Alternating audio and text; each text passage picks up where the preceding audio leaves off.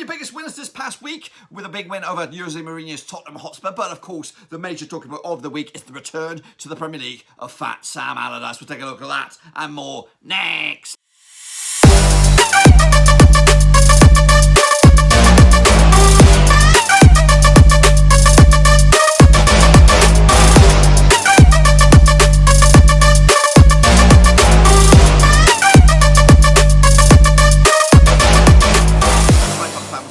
Show today. We take a look at match number 14 and the Premier League, and we'll get to that. Oh yes, we'll get to that in just 1 second. If you're new to the channel, smash your subscribe button to keep you bang up to date with all things Blackburn Rovers related, Premier League related, World Football related. Under one bloody roof, that's right, boys and girls. Under one Christmas tree, under one roofski, in a bloody car. We got it all here, right here, of course. Yes, of course, Sam Allardyce returns to take over as West Brom, despite Slaven Bilic's last minute or big result against Manchester City. It was not good enough. Sam is coming in, and of course, Klopp's boys getting one over Mourinho. We'll talk all about that in a minute. I want a big shout out to La Patreons. That's right, patrons, of course, supporting the channel behind the scenes. I do appreciate the loving. And of course, we're trying to get up to 25. We're up to 22 right now. 3 shy. Can we get them over before the end of the calendar year? I would absolutely love it. It would be an absolutely amazing Christmas present. But unfortunately, I don't know. It's in your hands. It's in your bloody hands. If you want to if you feel that you could support this channel behind the scenes, become the latest member of the executive VIP producers of the channel, get stuck in the description. There was a link, patreon.com/roseseas. Anyway, let's get into it, of course, and take a look at how we all got on last round in the Premier League. Here's a recap of the criteria. 0-3 in the shit-face game, 4-7 you're in the straight-face club, and 8+. That's right, 8+. You're in the top bins, of course. Kick it all off. Let's go back to Tuesday night. It was Wolves against Chelsea. Big result for Wolves. Without Jimenez, of course. Oliver Giroud up scoring for Chelsea. But it's Daniel Podence and Pedro Neto scoring the goals for Wolves, getting them right back in it. 2-1 win. 3 points going to Wolves. Big loss that for Chelsea. Another surprise result at the Etihad, of course, 1-1 between Manchester City and West Brom. Well, not good enough for Slaven Bilic to keep his job, and it's not really good enough for Pep Guardiola's boys if they want to really push for that title. It's just so confused. It's so bizarre, this league this year. Manchester City's goals coming from Gudungren. West Brom's equaliser coming from Ruben Diaz, as they tries to salvage and save him a manager's job. I think, to be honest with you, regardless of this result, he was already in place. Because look how quick it happened. Look how quick Bilic went out the door and Sam Allardyce was returned. I didn't know. I'm not really looking at West Brom's situation or you know, I'm keeping an eye on the Rovers for real. But I did, in the back of my mind, I thought, you know what? If I did read the rumours that Bilic could get the sack, and then when I saw this result, I thought maybe a stay of execution. I thought, you know what, he's going to stick around.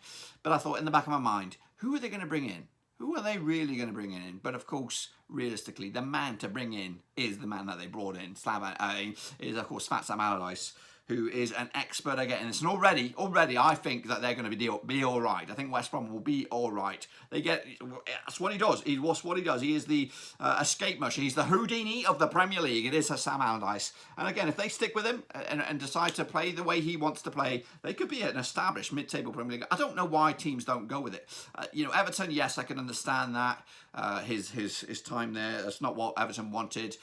It was top 10 football, but the style wasn't the way. And I think West Brom right now, they shouldn't be worried about style. They should be worried about security, staying in the Premier League, and they've got the right man, I think. So let's go back into it. Of course, Arsenal against Southampton. Arsenal just cannot do anything right. 1-1 in the end.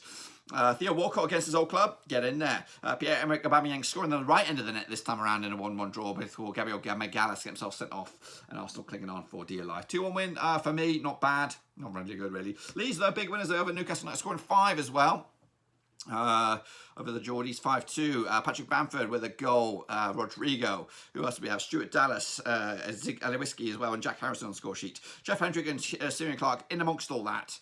To give Newcastle a bit of relief, but unfortunately nothing. Leicester City also got humbled by Everton, of course, just shows you this league is wide open. Rick Carlson and Mason Holgate on the score sheet for Everton, 2-0 win away. Actually went a 3-2 win. Fulham, though, they also drew with Brighton. Nothing to see here. Actually went with a 2-1 win, grinding out the points, of course. West Ham also drew with Crystal Palace. Not a draw's knocking around this weekend, or this midweek. Goals on that one. Sebastian Haller with a belter, apparently. Christian Pendeke as well, also on the score sheet for Palace. He also got himself sent off, so a goal and a card. See you later. Kind of hinders them for the next week. Of course, the big game was, of course, Liverpool against Mourinho's boys. 2-1 in the bloody end. in a very, very evenly fought contest. Mo Salah on the score sheet. Son Heung-min equalised. Roberto Firmino on the 90th bloody minute. Could you believe it? I went with a 2-2 draw. I thought that would have been a fair result, but ultimately Liverpool came out on top. And of course, the six-fingered freak as always, Burnley, they did draw with Villa on the road. Good point for the Freaks. Not good point for Villa. And of course, Sheffield United were unlucky. 3-2 lost against Old Trafford. Actually went with a 2-1 win. Actually, you can see I did pretty shitty. Goal scorers on the day for those bad boys. Marcus Rashford with a couple of goals. Anthony Martial as well. David McGoldrick with a couple of goals for Sheffield United. Of course, that's that. Let's have a look at the table as it stands. Liverpool are 3 points clear now over Spurs, so we've got a bit of wiggle room at the top of the table. Southampton still up there in third, as are Leicester City. Imagine if the season was to end today. Those two teams, two surprise packages there into the old Champions League. But of course, it's not over. It's not even. It's a marathon, not a sprint, boys. Of course, Southampton peaking very, very soon. Everton back into contention as well, and a win for them. They could also go second in the table. Manchester United also in the discussion, as are Chelsea and West Ham. In fact, it is very, very airtight between 10th place Wolves. They could go into the top 5 with a win and a bit of luck. Meanwhile, Fulham, West Brom and Sheffield United going down. A win for the Baggies, of course, this week. They could get out of the drop zone at the expense of Burnley. Do me a bloody favour, Sam. Do me a bloody favour and get them over the line. Of course, let's take a look at, of course, your picks, of course. 0-3, you're in the shit-face gang. 4-7, straight-face club. 8+, you're in top bins. I got 2, remember that, so I did shit. Meanwhile, Irish Stringer also did shit. Bianca Muller also did shit. Crimson Eagle also did shit. Andrew H also did shit. Roberto Hollis, he did all right. Raul Jimenez also did shit. Meanwhile, Hans Worst, not too bad. Gaming Charlie did shit. Russell Frost, he did shit. Simon Kendall also did shit. And if anybody did shit, LMC did shit. Delegatus Good, he did shit. Ricardo W, he did shit. Rick Jackson also did shit. Cody Gaho, he did shit. Ollie Hambling, did okay. This guy here, period, full stop, he did alright. Say No to the Max, he did alright. Risky did shit. Andrew Walters, shit. CFC Jaden, not too bad. Hedy Francis did okay. Gavin Sang, shit. Zadie Lamaro, shit. The Aston Villa Seal, he did shit. Kev Matthews, shit. Raphael Jarrett did shit. Amaji Mundy did alright. Yafa VMP, not too bad as well. Matt Dav's excellent show, he actually did pretty good. Omar Medina, not too bad as well. Barcelona Lista, he did poop. Scotty Boy, he did shit. Liam 2000, shit. Alex Weller, not too bad. Edric McWashington, cool name, but he did shit. Meanwhile, Ludik Kujirovic, he did Lushidovic. Dennis Canali, Dennis Kunashidi. Olaji Ojo, he did alright. Matt Gunner did bits. Let's give Olaji Ojo a round of applause. Shane O'Donnell, he did shit. Oh, shit skull, that's what we call him for this week. Theo Cobb, he did shit. Mr. Matt Russ, shit. Ocha Obermurat, Ocha Omen, shit. Elimacha Donald, shit. That's what he did. Leeds 20, shit. He also did shit. Costas K, he's okay. Omar Escabil, the Mexican shit. NWC 239, NWC 2 shit. Amachi Sochi, Amachi shitty. Mitchell Shone, you know where I'm going. Abadi, shitty. Fernando Joseska Segaran, he did alright. Well done to you as well. Vincent Hong, Vincent, shit. Meanwhile, Tom Stainer, Richie Weldon, he did shit. A Judy, a poopy. Of course, Shepard, well done to you. Jamie Gold, shit. Meanwhile, Yannick Buster also did very, very well. Tobago Benedict, there we go. Leo Jean Cow also did poop skis. And Max 7G also did shit skis. Any more? Nope, that's pretty much it. Close your eyes, Bianca. Close your bloody eyes. You don't want to see down there. You don't want to see it. But on Magic Monday, 6. He's got 6 out of 10. Roberto Hollis is in second with a whole bunch of others. Ollie Hambling, the period, Say No to the Max, Alex Weller, and Raji Ojo also up there in second spots. And the rest of us were probably in the shit category, I believe. Is that right? Is it that low? Is it that bloody low? Can I go back here? I can go back. Look at that. Silk. I'm just looking at it. I'm just looking at these numbers here. Maybe I've given a lot of shits out that don't deserve to be shits. Eddie Francis. It doesn't matter. It doesn't matter. It's too late. I can't go back. I can't bloody go back. But the numbers are correct. The numbers are correct. The stickers might be wrong. But anyway, if you're a shit man, you're a shit man like me. But I think I'm pretty much right. Anyway, let's get into it. Of course, take a look at the overall leaderboard. Of course, Manchester Monday with a 6 points to boot. Jojo, though, well done to you, son. You are your kingpin. Let's bow down to Jojo. Well done. 49% success rate. Imagine Monday's into second, though. Got to keep an eye on this guy. Got to keep an eye on him, of course. And then I've got to keep it. I've said it before. I just said it in the Italian ones. I think I'm keeping an eye on you, the lot of you. I'm not accusing anybody of shadiness, but if I catch somebody doing shadiness, they get the X of Destiny. That's right, and we don't want to dish them out. The X of the Destinies. Basically, you're going to be named and shamed. I know how to find you. I know how to hunt you down. And guess what? I'm a prediction cheat hackathon. I will hunt you sons of bitches down. And I will name and shame you. And I'll show you the evidence. So please, do not cheat. Do not go back and edit midway and change it up a little bit. Not saying that anyone's doing that right now, but it is there to be exploited. And I will cut you sons of bitches out. So don't go in there. You know, these guys are coming in regulars, dedicated to the cause. Do not cheat, you sons of bitches. I will find you, just like Liam Neeson, and I will bloody expose you to the world. Watching yous. But anyway, let's get on with the next round of pictures, predictions. Let's get into it. Crystal Palace taking on Liverpool. Let's get it on. No cheating, sons of bitches. Let's go. Play each other in the past, of course, 56 times, 14 wins for Palace, 30 wins for Liverpool, and 12 draws. That's correct. Last 6, though. 6 out of 6 for Liverpool, of course, including a 2-1 win last round at Selhurst Park back in November 2019. Sadio Mane on the score sheet for a bit of Firmino as well, with a sign on the score sheet for Palace.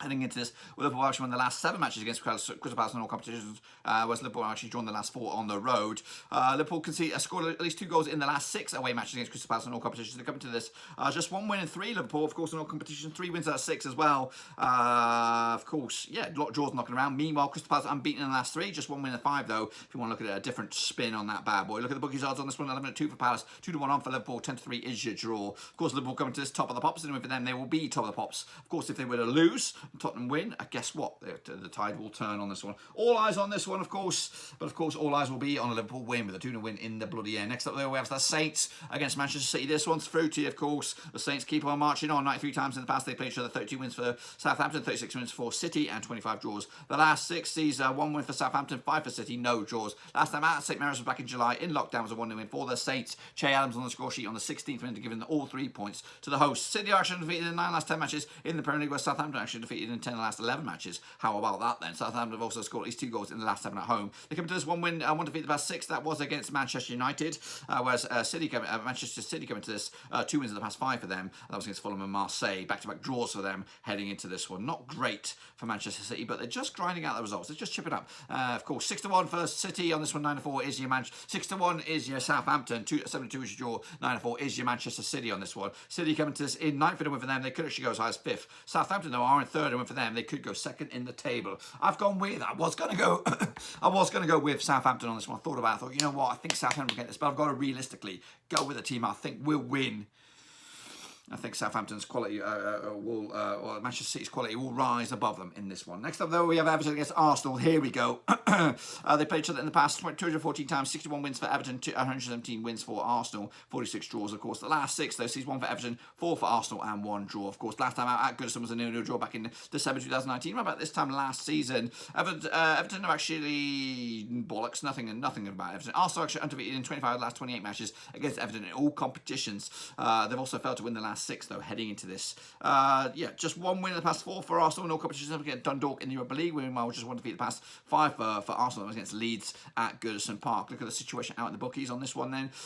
We've got Everton 29-20 for the W, 5-2 is your draw, 95 is your Arsenal on this one. Arsenal coming to this in 15th, and for them they could actually go as high as 13th in the table on this one. Everton, though, coming to this in 5th, and for them they could go 2nd in the league. I've gone with Everton on this one. Yes, of course, big result against Leicester the other day, and again, Arsenal not really up to speed at the moment, but I'm going to go with Everton. 2-0 win. It's either that or a draw. I don't think Everton will lose this one. I don't think they will. Meanwhile, Newcastle United taking on Fulham, of course. The Mitrovic derby, of course, played each other in the past 73 times, 28 wins for the Geordies, 31 wins for the Cottagers, and 14 draws. That's right. The last 6, so 2 for Newcastle, 3 for Fulham, 1 draw. Last time out at St James's Park was a 0-0 draw back in around about this time 2 years ago, 22nd of December 2018. Heading into this, Fulham have actually failed to win 23 of the last 25 away matches in the Premier League, whereas Newcastle have actually scored at least 2 goals in the last 3 matches in La Prem. 2 wins out of 3 for Newcastle. Of course, losing to Leeds 5-2 the other day. Meanwhile, just one defeat, that's 4 for Fulham. Back-to-back draws, though, against Liverpool and, of course, Brighton, as they start to grind some points out. Heading into this, the bookies odds on this one, 64 for the Geordies, 90-10 for Fulham, 9-4 is your draw.